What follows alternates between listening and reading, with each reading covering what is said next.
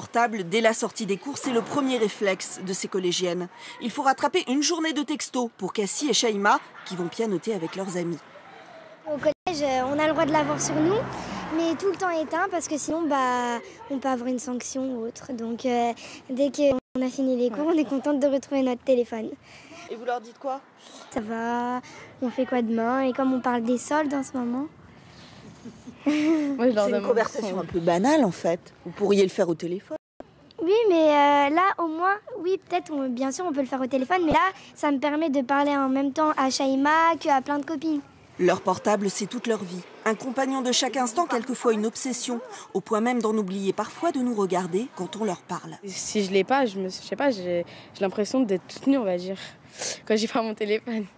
Je suis en manque de quelque chose, je sais pas.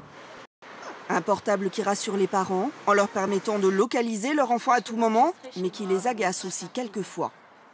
10 minutes, un quart d'heure dessus, c'est un petit peu énervant quand même. On a l'impression de parler dans le vide. Non, j'écoute.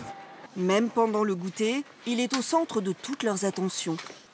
T'as reçu le message d'Émilie? Comme 3/4 des adolescents, elle possède un mobile, un vrai marqueur social.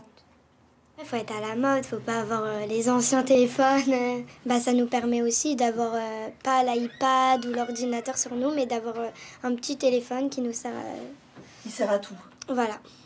Être connecté à tout instant, c'est le credo des ados. Priyanka, 14 ans, possède un portable seulement depuis 4 mois et elle ne lâche plus. Je rentre comme ça. Et là, d'un coup, je sens le vibreur, alors je le sors. Alors que si je le mets dans ma poche ici, je le sens pas. Pendant les vacances, cette élève de 3e a envoyé plusieurs centaines de SMS à ses copains. Plusieurs centaines par jour. À un moment, les deux amis ont arrêté de compter. Une discussion, ça peut aller jusqu'à 50 SMS. Donc si on a 3 discussions dans la journée, ça fait à peu près 200. Tout est prétexte pour l'utiliser, même les devoirs d'espagnol. Attends, j'ai demandé à Samira là. Ça fait partie de moi en fait, je sais pas. C'est comme si c'était moi. Il y a tout dessus sur mon portable. Il y a des photos de moi, des photos de tout le monde. Et toute votre vie. Voilà.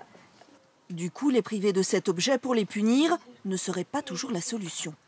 Priver un ado de son portable, c'est comme lui enlever une partie de lui-même. Et ça, les adultes doivent être vigilants parce que souvent, le téléphone mobile, pour les adultes, c'est simplement un outil de communication. Mais pour un adolescent, c'est beaucoup plus. C'est vraiment le support de leur identité. Les parents de Cassie et ceux de Shaima ont posé des limites. Pas de mobile pendant le repas ou la nuit. Je veux qu'on reste quand même un peu ensemble, en famille. S'ils sont chacun dans leur coin avec à tapoter là sur leur truc, ça va pas, je pense.